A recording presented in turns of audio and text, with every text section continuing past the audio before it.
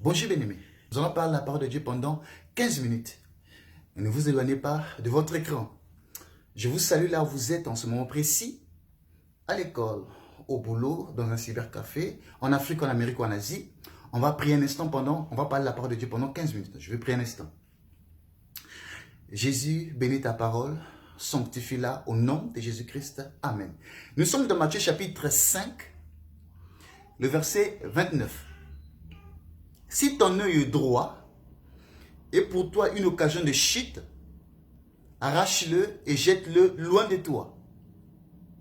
Car il est avantageux pour toi qu'un seul de tes membres périsse et que ton corps entier ne soit pas jeté dans la géhenne. C'est une parabole. Jésus ne parle pas de votre œil, qui si aujourd'hui est devenu une occasion de chute, il faut l'arracher. Personne dans ce monde ne peut accepter qu'on lui enlève son œil, parce que son œil est une occasion de chute. Jésus ne parlait pas de vous. C'est une parabole. Il s'adressait à lui-même. Parce que dans Jean chapitre 5, le verset 39, Jésus dit, « Vous sondez les Écritures, pensant avoir en elles la vie éternelle. Ce sont elles qui rendent témoignage de moi. » Donc les Écritures rendent le témoignage de Jésus. Il nous faut ici, dans ce passage, ressortir la face de Christ. Parce que c'est lui le propriétaire de la parole. Lorsque nous lisons la parole de Dieu, on ramène la parole à son propriétaire. Nous ne ramènerons jamais la parole à un homme. Parce que l'homme est mortel, mais Dieu demeure éternel. Donc la parole de Dieu, on la ramène à son propriétaire, qui est Jésus. Raison pour laquelle l'œil ici, droit, pas gauche. Pourquoi l'œil droit? Il faut expliquer. Pourquoi pas l'œil gauche? Parce que c'est l'œil droit qui est une occasion de chute qu'il faut arracher. L'œil, il faut expliquer d'abord l'œil c'est quoi?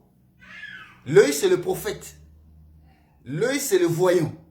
Parce qu'on voit avec l'œil, on ne voit pas avec les oreilles, on ne voit pas avec la bouche, on voit avec l'œil. Pourquoi l'œil c'est le prophète? Il faut expliquer, je donne les passages. 1 Samuel chapitre 9.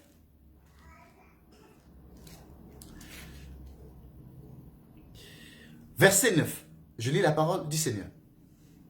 Autrefois en Israël, quand on allait consulter Dieu, on disait, venez et allons au voyant, car c'est lui qu'on appelle aujourd'hui le prophète.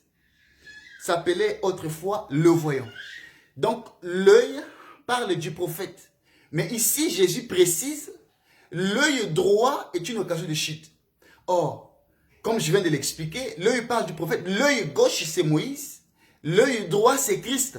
Raison pour laquelle dans Deutéronome chapitre 18, Moïse dit, l'Éternel vous suscitera un prophète comme moi, vous l'écouterez.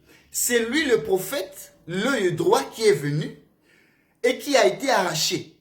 Parce que arraché ici parle de la mort, puisque les Écritures rendent témoignage de Jésus. Jésus ne parlait pas de vous, il parlait de lui. C'est lui le prophète qui a été arraché, qui est mort, et de sorte que le reste du membre du corps ne soit pas jeté dans la géhenne. La géhenne, c'est l'enfer, c'est la perdition éternelle. Pourquoi c'est l'œil droit? Parce que la droite part de la force et de la puissance. Exode chapitre 15. Je vais vite, parce que j'ai pas mal de choses à dire. Exode chapitre 15.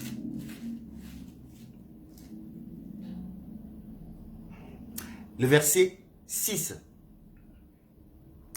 Ta droite, ô Éternel, a signalé sa force. Ta droite, ô Éternel, a écrasé l'ennemi. Donc la droite, c'est la force, c'est la puissance de Dieu. Raison pour laquelle Jésus, c'est lui la droite de Dieu. Quand on dit Jésus a été ressuscité et s'est assis à la droite de Dieu, ce n'est pas que Dieu est à gauche et que Jésus est à droite. C'est un langage, c'est une parabole. Parce que dans le trône, il y a une seule personne qui est assise sur le trône. Il n'y a pas deux personnes sur le trône pour dire que Dieu est à droite et Jésus à gauche. Les Écritures le témoignent, il y a une seule personne qui est assise sur le trône. Quand on dit que Jésus est assis à la droite de Dieu, parce qu'il a été ressuscité par la puissance de Dieu. Dieu a exercé sa puissance exprimée ici par la droite. Parce que la gauche, c'est la faiblesse. La droite, c'est la force et la puissance. Raison pour laquelle dans les disciples, sur le chemin d'Emmaüs, lors de la résurrection, dans Luc chapitre 24, Cléopas, l'un des disciples sur le chemin d'Emmaüs, dit ceci, je cite, je lis, verset 19. Je commence à partir du verset 18, même 17. Il leur dit, de quoi vous parlez? Ça, c'est Jésus qui parle aux disciples d'Emmaüs. Il leur dit, de quoi vous entretenez-vous en marchant pour que vous soyez tout tristes? Verset 18 de Luc chapitre 24. L'un d'eux nommé Cléopas lui répondit, es-tu le seul qui séjourne à Jérusalem ne sache pas ce qui est arrivé ces jours-ci? Verset 19 qui est très intéressant. Quoi leur dit-il? Il lui répondit, ce qui est arrivé au sujet de Jésus de Nazareth, qui était un prophète puissant. Puissant. C'est la force et la puissance. Puissant en œuvre et en parole devant Dieu et devant tout le peuple. Donc la droite de Dieu, c'est la force et la puissance. Il dit que Jésus était un prophète puissant. Raison pour laquelle il dit, c'est l'œil droit qui a été arraché, pas l'œil gauche. Parce que nous avons obtenu le salut par la mort de l'œil gauche. Je change de langage. Nous avons obtenu le salut par la mort de Jésus. C'est lui le prophète.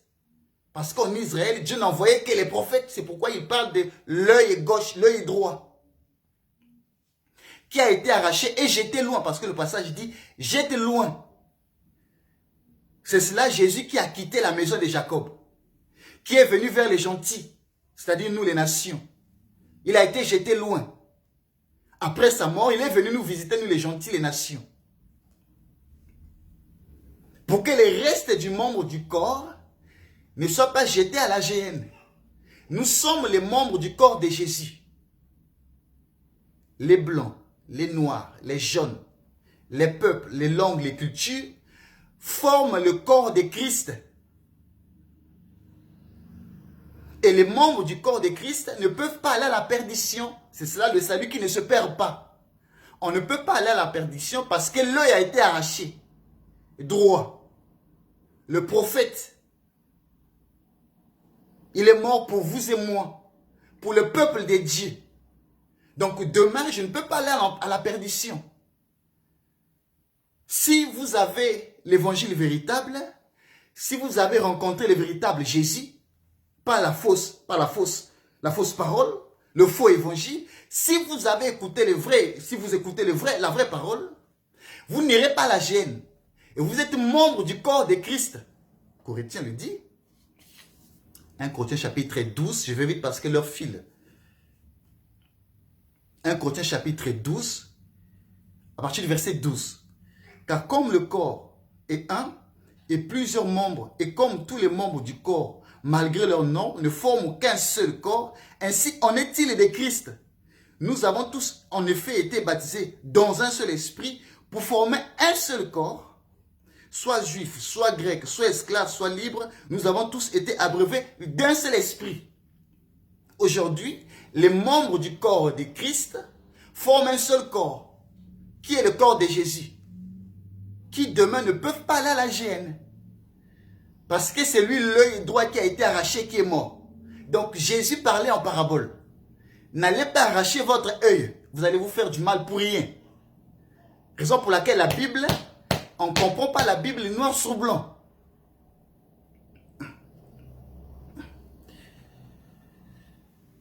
Je continue. Dans Genèse chapitre 2, je soulève quelque chose de très important. Genèse chapitre 2, le verset 24, je pense. Genèse chapitre 2, le verset 24, l'Écriture dit, c'est pourquoi l'homme quittera son père et sa mère et s'attachera à sa femme et ils deviendront une seule chair. Ça, ce passage concerne Christ et l'Église. Mais j'aimerais soulever une pensée ici pour toucher l'aspect évangélique. L'Écriture dit, l'homme s'attachera à l'homme. Dieu n'a pas dit l'homme, l'Écriture dit l'homme s'attachera à la femme. Dieu n'a pas dit, l'Écriture n'a pas dit l'homme s'attachera à l'homme. Si vous êtes un homme et que vos yeux sont tournés vers un autre homme pour former un couple demain, vous avez besoin qu'on prie pour vous. Parce que vous êtes possédé d'un mauvais esprit. Si vous êtes une femme et que vos yeux se tournent vers une autre femme pour former un couple, vous êtes également possédé. On doit prier pour vous et que vous soyez libérés au nom de Jésus-Christ. Parce que l'Écriture dit, l'homme s'attache à l'homme. L'homme s'attache à la femme. Autant pour moi. L'homme s'attache à la femme pour former un couple. Comment vous dites être un être humain créé par Dieu? Vous dites avoir l'esprit de Jésus et que vos yeux se tournent vers un autre homme. C'est une occasion de chute pour vous. Si vous êtes prédicateur, vos yeux se tournent vers les sœurs de l'église, on doit prier pour vous. C'est une occasion de chute pour vous.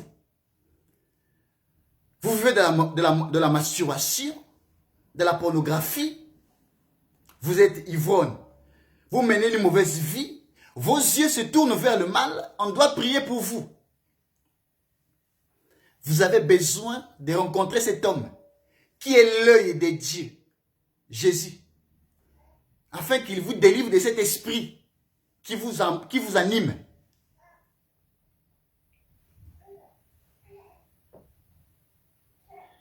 C'est pour cela que nous disons, la Bible, c'est le courant électrique. Dieu parle de lui. C'est lui l'œil de Dieu qui a été arraché. Si nous sommes debout aujourd'hui pour vous présenter l'Écriture, pour vous parler de lui, parce qu'il est mort pour nous, il nous a fait grâce. Aujourd'hui, nous vous présentons l'Évangile afin que Dieu vous sorte de là. Jésus vous sorte de la mauvaise vie. De sorte que demain, vous soyez membre de son corps. Parce que la fin est proche. Pour que vous soyez participants du corps de Christ. Que demain, vous n'allez pas dans la géhenne. Donc aujourd'hui, nous bénissons Jésus parce que c'est lui l'œil de Dieu. Le prophète qui est mort, qui a été arraché et jeté loin. Nous l'avons reçu, nous l'avons accepté. La pensée est la même quand la Bible dit, si votre main droite est une occasion de chute, coupe-la au verset 30 de Matthieu chapitre 5. Quand il dit, si votre main droite est une occasion de chute, c'est lui la main, parce que la main parle du service. À la main, vous savez, 5 doigts. Le pasteur, le prophète, le docteur, l'évangéliste. C'est Christ le véritable pasteur, c'est lui le véritable prophète, c'est lui le véritable évangéliste. C'est lui le véritable apôtre et docteur. Tous les 5 dons ministériels, c'est lui le véritable homme de Dieu. Le ministre par excellence, c'est lui. C'est lui la main droite qui a été arrachée. Pour que les membres que nous sommes ne partions pas demain à la géhenne, que nous ne soyons pas jetés demain dans la géhenne. Donc ne prenez pas ces versets pour l'attribuer à vous. Il parlait de lui. C'est lui l'œil droit, c'est lui la main droite, qui part toujours de la force et de la puissance de Dieu. Parce que la main gauche, c'est Moïse, toujours. Puisque la main parle du service. Je suis dans Deutéronome chapitre 28, le verset 12. La main parle du service. Voilà, bien aimé, ce que j'ai voulu partager avec vous. Parce que Dieu n'aime pas les ignorants. Si vous êtes ignorant, je vous informe que vous êtes dans le péché. Même si dans l'église, vous êtes 10 millions de fidèles, quand vous êtes ignorant sur la parole de Dieu, vous êtes dans le péché. D'où j'ai fait cette vidéo, pour vous informer, afin que Jésus réel vous rencontre. Que vous changez de vie. Que vous soyez renouvelés, vous soyez transformés. Parce que demain, les fléaux s'abattront dans le monde.